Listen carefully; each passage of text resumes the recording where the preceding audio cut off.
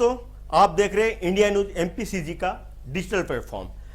जैसा कि कल आपको मैंने बताया था कि हम आज़ादी सीरीज पे हम देश के आज़ादी के कुछ अनछुए पहलुओं को हम टच कर रहे हैं, उन पर चर्चा कर रहे हैं। उसी सीरीज में आज हम चर्चा करेंगे कि क्या भारत की आज़ादी क्या सिर्फ कांग्रेस के बदौलत मिली, जिन्होंने महात्मा गांधी के नेतृत्व में और नेहरू और सरदार वल्लभ भाई पटेल और बाल गंगाधर तिलक और ऐसे नेताओं की रहनुमाई में ही हमें आज़ादी मिली, या उन क्रांतिकारियों की जिन्होंने न सिर्फ अपना जीवन उत्सर्ग कर दिया इस क्रांति की बलिवेदी पर, बल्कि उन गुमनाम क्रांतिकारियों के बदौलत जो कि भील थे, आदिवासी थे, दलित थे, गांव के मोहल्लों के, जिन्होंने अपने अपने स्तर पे अंग्रेजों से लोहा लिया, जिनका इतिहास में कहीं कोई जिक्र नहीं है, इतिहास के पाठ्यक्रम में कहीं भी पढ़ाया नहीं जाता, वो आज की तारीख में भी गुमनाम है। उनके गांव में और उनके कस्बों में जाएंगे तो उनके नाम का कोई एक शिला तो छोड़ दीजिए, एक स्टैच्यू तक नहीं मिलता है। तो क्या उनका कोई योगदान नहीं था? एक नंबर। नंबर टू कि अक्सर हिस्टोरियन सब मानने लगे हैं कि अंग्रेजों ने एक सेफ्टी वाल्व के तौर पे कांग्रेस के नेताओं का उपयोग किया था कि ताकि जो भारतीय जनमानस में अंग्रेजों के प्रति जो एक विद्रोह की भावना फैल रही है उसको एक आवाज देने के लिए उन्होंने कांग्रेस के नेताओं को एक तरह से पाल पोस करके रखा। अगर अंग्रेजों ने उन्हें जेल में भी रखा तो उन्हें सारी सहूलियतें दी गई जो उन्हें एक आम जीवन में मिलती है, लेकिन ऐसा क्रांतिकारियों के साथ नहीं था। उन्हें तरह तरह की यातनाएं दी गई, उन्हें फांसी पे चढ़ा दिया गया, उन्हें तोप के मुहाने पर बांध करके उड़ा दिया गया, उन्हें सरेआम पेड़ पे लटका करके फांसी दे दी गई। तो ये पार्थक्य दिखता है। हमारे इतिहासकारों ने जो हमारे भारत की आजादी की स्वतंत्रता के संघर्ष की कहानी लिखी है, इतिहास की पाठ्य पुस्तकों में हमें जो पढ़ाया जाता है, तो आज हम इसी मुद्दे पर चर्चा करेंगे कि क्या भारत की आजादी क्या सिर्फ कांग्रेस की वजह से मिली, गांधी जी के चरखे के बदौलत मिली, या उन गुमनाम क्रांतिकारियों जिन्होंने अपने जीवन को उत्सर्ग कर दिया क्रांति के बलिवेदी पे, उनकी वजह से मिली। हमारे साथ हैं हमारे वरिष्ठ सहयोगी कत्यानी शंकर मिश्रा जो आज इस पर प्रकाश डालेंगे। हाँ कत्यानी जी, क्या आपका कहना है इस पर? देखिए, इसमें कोई दो राय नहीं कि एक बड़ी त्रासदी के बाद हमें आज़ादी मिली। जब बंटवारा हुआ उसके बाद हम बंटवारे से निकल के जब आज़ादी की तरफ गए तो एक बड़ा उत्साह था लोगों के अंदर कि चलो भैया जो कुछ हुआ उसको हम भूल करके हम एक नया जीवन शुरू करें और भारत देश को आगे ले जाएं। लेकिन जब देश की राजनीति जो है एक व्यक्ति के सेंट्रिक हो गई, यानी एक व्यक्ति के इर्द गिर्द घूमने लगी, तो ये खोजा ही नहीं गया कि आखिर में जो महानायक थे आज़ादी के वे कहाँ हैं। सब कुछ एक व्यक्ति के इर्द गिर्द ही लिखा गया, पढ़ा गया और जाना गया, और वो सारे त्याग और बलिदान भुला दिए गए जो हमारे आदिवासियों ने दिया, हमारे वीर सैनिकों ने, वीर क्रांतिकारियों ने दिया, चाहे भगत सिंह हो, चाहे अशफाक हो, बिस्मिल्लाह खां हो, और तमाम जैसे संथालों का जो विद्रोह हुआ, बिरसा मुंडा हुए, तमाम आप क्या नाम है आदिवासियों को देख सकते हैं जिन्होंने बड़ी बड़ी कुर्बानियां दी। हालांकि वो उनका नाम आज पन्नों से गायब है, बावजूद इसके उनका योगदान आज भी हम मानते हैं। हालांकि अब आज की जो सरकार है उन्हें खोज कर निकाला जा रहा है कि वो जिन्होंने देश के लिए बड़ा बलिदान दिया, त्याग किया, वे आखिर कहाँ हैं। आपने देखा टाटियार मामा को कैसे बीजेपी ने मध्य प्रदेश में आगे किया। तो इस तरह के क्रांतिकारियों की अब खोज उनकी तलाश की जा रही है जिन्होंने देश की महानता यानी महान देश के विकास में और स्वतंत्रता में अपना योगदान दिया। लेकिन एक बात सच है कि जिस तरह से आज़ादी के बाद हमारे इतिहास लिखे गए उन पन्नों में उनका जिक्र नहीं किया गया, उनको वह स्थान नहीं दिया गया जो देना चाहिए था। चाहे जितने भाई हमारे क्रांतिकारी हुए, ऐसा नहीं कि उनके बिना योगदान के ही हमें आज़ादी मिल गई, उनका योगदान उतना ही है जितना अहिंसक आंदोलन का है। हाँ, लेकिन कत्यानी जी एक चीज मैं अपने ब्रीफिंग्स में आपको मतलब हमने ये इस बात का मैंने चर्चा नहीं किया कि इतिहास के पाठ्य पुस्तकों में जो आप क्लास 6 से लेकर के आप 10th या 12th तक की पुस्तकों को ले लें तो आप मेजॉरिटी में आप ये पाएंगे कि या तो स्वाधीनता संग्राम का जो भी उसमें सिलेबस में पाठ्यक्रम में पढ़ाया जाता है, या तो कांग्रेस के नेतृत्व के बारे में बात होती है, हल्की फुल्की कुछ न कुछ टच किया जाता है क्रांतिकारियों के योगदान के। लेकिन जिस हिसाब से जितने संख्या में क्रांतिकारियों ने योगदान दिया, चाहे खुदीराम बोस हो, चाहे फाकुल्ला खां हो, चाहे तात्या टोपे हो, चाहे गदर 1857 की गदर हो, काकोरी केस में 40 लोगों पर मुकदमा दर्ज किया गया था, जिसमें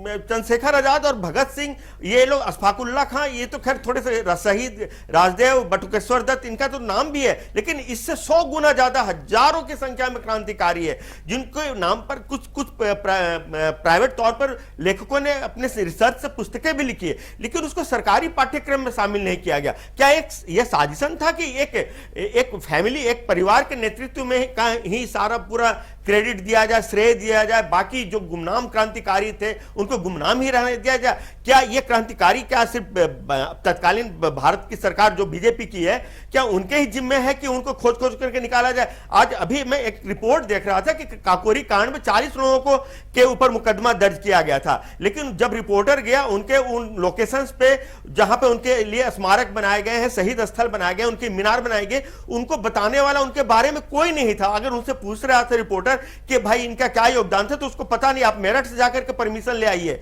जो वहां पे वो सरकारी पैसे पर जिन्हें नियुक्त किया गया है वही ब्रीफिंग देने को तैयार नहीं है। तो क्या ये उनके साथ, उन महान विभूतियों के साथ जिन्होंने देश के लिए अपना प्राण को न्यौछावर कर दिया, उन्होंने कोई साम दाम दंड भेद जैसी रणनीति नहीं अपने अंग्रेजों के साथ एक थाली में बैठ करके खाना भी खाया और उनसे लड़े भी, ऐसा नहीं किया? क्या उनके साथ ये नाइंसाफी नहीं है?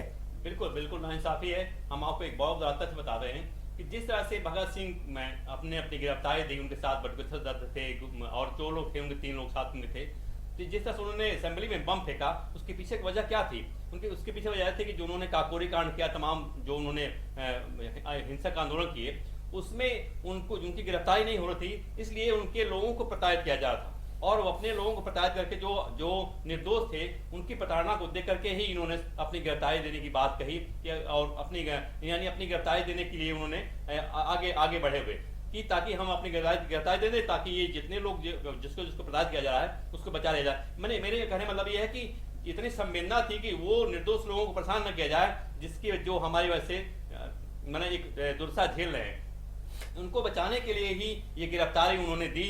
लेकिन एक तरफ जो अहिंसक आंदोलन चल रहा था, उसका इस आंदोलन से कुछ भी लेना देना नहीं था कि क्रांतिकारी क्या कर रहे हैं, कैसे कर रहे हैं। यानी हिंसक आंदोलन और अहिंसक आंदोलन में कहीं से भी तारतम्य नहीं था। हाँ, हालांकि आजादी के लिए दोनों काम कर रहे थे, लेकिन एक तरफ क्रांतिकारी थे, दूसरी तरफ अहिंसक आंदोलन चला। बिल्कुल ठीक कह रहे कात्यायनी जी। मैं क्षमा चाहूंगा, मैंने आपको टोका, बट मैं ये आपको कहना चाह रहा था कि जहां तक कि मैंने पढ़ा है, आपने तो मुझसे ज्यादा इतिहास का अध्ययन किया है, लेकिन जो मैंने पढ़ा है कि जब भगत सिंह जेल में थे तो उनका केस लड़ने की बात आई, तो लोगों ने महात्मा गांधी या जवाहरलाल नेहरू, जबकि दोनों बैरिस्टर थे, उनको अप्रोच किया कि आप क्यों नहीं इनका केस लड़ते, तो उन्होंने मना कर दिया था। और हो सकता है कि मैं गलत हूं, बट आप इसको करेक्ट करने की कोशिश करेंगे कि यहां तक कि महात्मा गांधी ने भगत सिंह जैसे लोगों को आतंकी कह दिया था, और उनके योगदान को एक शब्द से उन्होंने सिरे से खारिज कर दिया। एक बात मैं आपको स्पष्ट रूप से बताना चाहूंगा कि जब असहयोग आंदोलन चल रहा था, तो उस समय चौरी चौरा में क्रांतिकारियों ने एक थाने में सिपाहियों को फूंक दिया था, सिर्फ इसलिए कि गांधी टोपी को उन सिपाहियों ने मसल दिया था पैरों के तले। तो वहां पर जो क्रांतिकारी थे उग्र हो गए और उन्होंने पूरे थाने में आग लगा दी, जिसमें कुछ सिपाही जल करके मर गए थे। और इसके बाद गांधी ने जबकि आंदोलन अपने चरम पर था, वो आंदोलन हो सकता था कि टर्निंग पॉइंट हो सकता था, और उन्होंने उस आंदोलन को वापस ले लिया। वही गांधी जी सन 1942 के आंदोलन में डू और डाई का नारा देते हैं, मतलब वो भी कहते हैं करो या मरो, या तो करो या तो मरो। मतलब यहां भी आफ्टर ऑल ये हिंसा को ही इनडायरेक्ट रूप से अपना रहे हैं, लेकिन उन्होंने उस समय वो जब आंदोलन चरम पे था, हो सकता था कि देश की आजादी शायद उस समय ही मिल जाती। हालांकि यह मौका 1857 में भी आया था, लेकिन 1857 में हम एकजुट नहीं थे, पूरे भारत में वो क्रांति एक साथ नहीं फैली थी। लेकिन जो असहयोग आंदोलन था बहुत अच्छे से सुसंगठित रूप से चल रहा था, लेकिन महात्मा गांधी ने एक आवाज पर उन्होंने उस आंदोलन को वापस ले लिया। क्या एक सेटबैक नहीं था? क्या हमें आज अहिंसा से आजादी लेकर के हमें क्या मिला? आज हमें ब्रिटिश पार्लियामेंट से वो इंडिया इंडिपेंडेंस एक्ट पारित करवाया गया, उसके बाद हमें transfer of power agreement sign करवाया गया, उसके तहत हमें आजादी मिली है। अभी एक जानकारी आई कि पंडित जवाहरलाल नेहरू ने जो वो प्रथम स्पीच दिया था, वो जो अंग्रेजों का झंडा था उसके तले उन्होंने स्पीच दिया था। तो हमारी आजादी तो ये अधूरी थी एक तरह से, अगर देखा जाए तो हमें भीख में मिली ऐसा लग रहा था। बिल्कुल सही कहा आपने। जैसे 5 फरवरी 1922 को एक उग्र आंदोलन हुआ चौरी चौरा में, जिसकी वजह से गांधी जी को अपना आंदोलन वापस लेना पड़ा। उनका कहना था कि जैसे इसके पहले जो विश्व में जो आंदोलन हुए थे उसमें देखा गया था कि कोई भी आंदोलन जो था वो केवल उग्रता के बल पर या हिंसा के बल पर नहीं मिला था। हर आंदोलन तभी सफल रहा जब वो अहिंसक रहा। इसको देखते हुए उनको लगा कि भाई ये मामला उग्र है और इससे हमारा जो उद्देश्य है, जो हमारा लक्ष्य है, वो बाधित होता है। जिसकी वजह से उन्होंने चौरी चौरा के बाद उन्होंने आंदोलन को वापस लिया था। बात इसकी है कि 1937 में जब नेहरू पहली बार अंतिम सरकार के मुखिया बने, 1946 में जब वो बने, तो दोनों टाइम वो यूनियन जैक के सामने ही उन्होंने शपथ ग्रहण किया था। जो अंग्रेजों का यूनियन जैक था उसके सामने शपथ ग्रहण किया था। ये बात सही कहा आपने, बिल्कुल जो आपने पढ़ा वो सही है। दो टाइम वो 1937 में और 1946 में जब वे अंतिम सरकार के प्राइम मिनिस्टर बने थे, तो उन्होंने यूनियन जैक के सामने ही वो क्या नाम है शपथ ग्रहण किया था। लेकिन हम जो कह रहे हैं वो ये है कि देखिए, कोई भी आंदोलन शुरू होता है, वो आज़ादी के प्रति हो या किसी मुद्दे को लेकर के हो, तो वो पहली उसकी दिशा जो होती है वो 2 पहलुओं को लेकर चलती है। हालांकि दोनों पहलू एक साथ शुरू नहीं होते हैं। पहले तो हिंसक आंदोलन शुरू होता है, बाद में उसमें शांति की बात की जाती है, या पहले अहिंसा की तरह से आंदोलन शुरू होता है, बाद में उसमें उग्रता आ जाती है। जिस तरह से हमारा राष्ट्रीय आंदोलन शुरू हुआ, वो शुरू हुआ एक तरह से उग्रता के बल पर, उग्रता के बाद उसमें अहिंसा की बात कही गई और अहिंसा और उग्रता एक साथ चलती रही। एक तरफ क्रांतिकारी थे, एक तरफ अहिंसावादी लोग थे। ये माना जाता रहा कि कोई भी व्यक्ति, कोई भी आंदोलन अगर हम उग्रता के बल करते हैं तो उसमें ज्यादा लोग नहीं जुड़ते। हम किसी को हम बुलाएं चलो हम फलाने गोली मार देनी है तो 2 से 4 लोग मिलेंगे। अगर हम कहें चलो भाई धरना देना है तो हमारे साथ 20 लोग आ जाएंगे। तो अहिंसा के बल पर हम आंदोलन को नहीं आगे बढ़ाते। कत्यानी जी, 1 मिनट, मैं थोड़ा सा आपको टोकना चाहूंगा। मैंने जहाँ तक जो पढ़ा है इतिहास की किताबों में और तमाम रिसर्च जो नेताजी सुभाष चंद्र बोस के बारे में अब धीरे धीरे डिकोडिफाई होने के बाद उनके सारे स्टेटमेंट्स, उनके डॉक्यूमेंट्स सारे जो अब छन करके आ रहे हैं, उनसे अब ये साफ हो रहा है कि जब आज़ाद हिंद फौज जब पूर्वोत्तर भारत की तरफ से अंग्रेजी सेनाओं को हराते हुए आ रही थी और अंग्रेजों को जब लगने लगा था कि अब इस फौज के आगे हम नहीं टिक पाएंगे और हमें भारत का जितना दोहन करना था वो हो चुका। अगर सेकेंड वर्ल्ड वॉर में की परिणति जो थी, अगर जापान और मित्र राष्ट्र अगर हारी नहीं होती तो शायद ये उग्र आंदोलन के बदौलत ही हमें आजादी मिलती। और मुझे मैं बताऊं आपको, बिल्कुल सही कह रहे हैं, इसमें कोई दुरा नहीं है। 2 तथ्य बहुत आगे तक चलते रहे। जैसे एक हिंसा, एक उग्र, एक क्रांतिकारी आंदोलन था, एक दूसरे तरफ से अहिंसा आंदोलन था। ये माना जाता है कि दूसरा विश्व युद्ध पूरे विश्व के लिए बहुत टर्निंग पॉइंट था। और दूसरा देखिए, जब आप पहल करेंगे तभी आपकी बात कोई सुनेगा।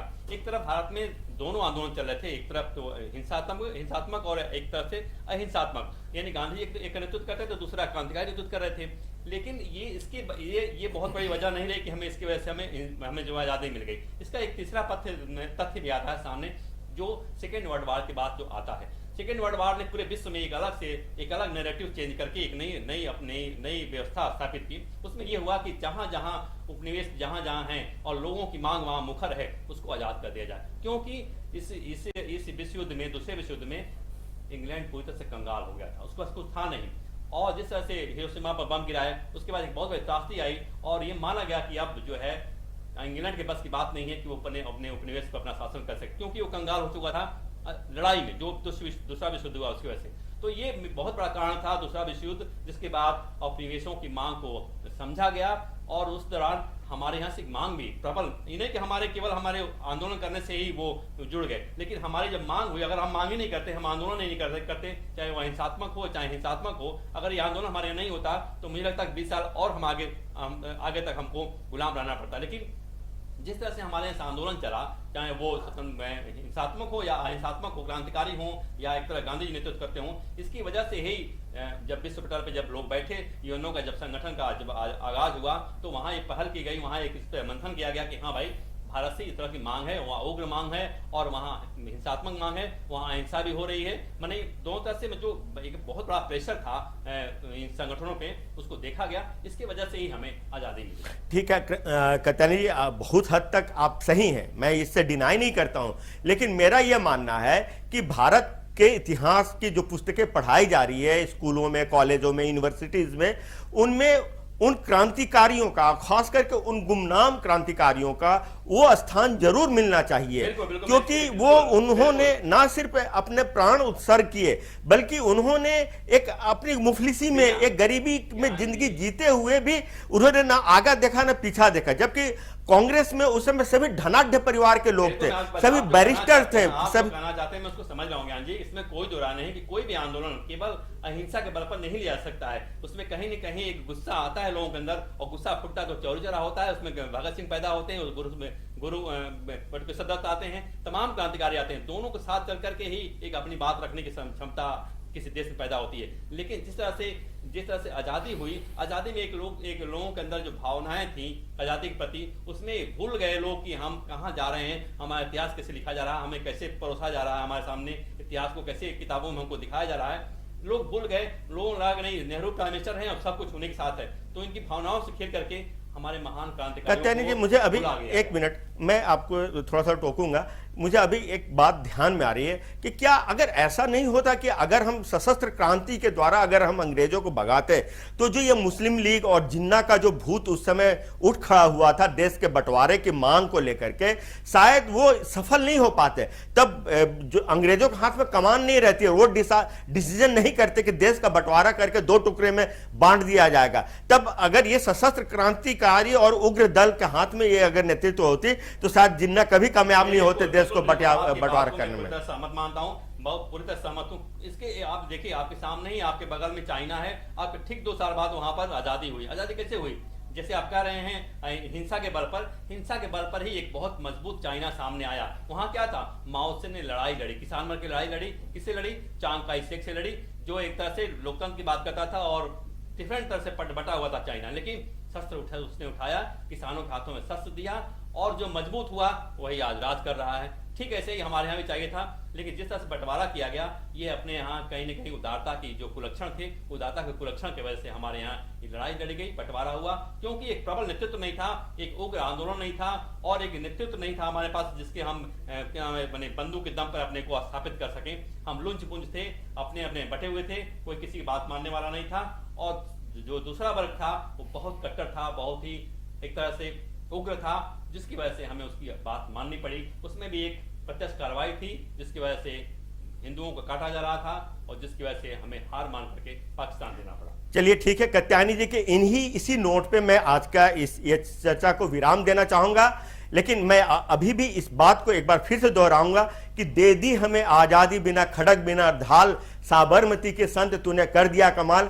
कहीं न कहीं इसमें संशोधन की जरूरत है। आजादी हमें बिना खड़ग बिना ढाल के नहीं मिली है, ना ही सिर्फ चरखे के बल पे मिली है। उन हजारों गुमनाम क्रांतिकारियों ने, जिन्होंने एक थाने पर झंडा फहराने के लिए अंग्रेजों की गोलियां खाते हुए अपनी जान को निछावर कर दिया, ऐसे सैकड़ों हजारों युवाओं जो 17-18 से लेकर के 22-24-25 साल तक के नौयुवक थे, जिन्होंने ट्रेन की पटरियों को उखाड़ने में अपनी लहुएं बहाई है, जिन्होंने अपनी अंगों की अपंगता झेली, जिन्होंने अपनी जान निछावर किए, ऐसे हजारों लाखों गुमनाम क्रांतिकारियों के बदौलत ही हमें आजादी मिली है, मेरा यह मानना है। और हम इसी टॉपिक पे अभी इस आजादी सीरीज में अभी और दूसरे दिन भी हम चर्चा करेंगे। तब तक के लिए आज की इस चर्चा को हम विराम देते हैं, फिर आपसे कल मिलेंगे, और तब तक के लिए जय हिंद, जय भारत।